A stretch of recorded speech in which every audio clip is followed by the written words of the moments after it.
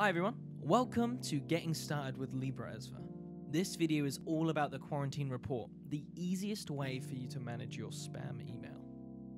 Sometimes things land in spam that you want or need.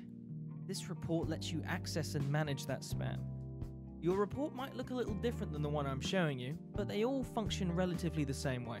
You can see a list of your email that's been quarantined. You can see when Libra received it, who it came from, which of your email addresses it was going to, the subject, the score, and the reason we've stopped it. The other reasons that it could have been stopped for are listed on the left.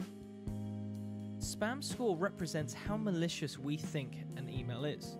The higher the score, the more likely the sender has a bad reputation or is trying to spam you. So take score into account when releasing email. You have the choice of 3 actions, which your administrators will configure for you.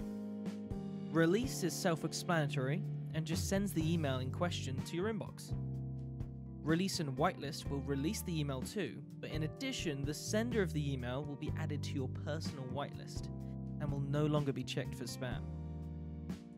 Lastly, there's mark for release, which will notify your administrator that you need access to the email in a safe and secure way.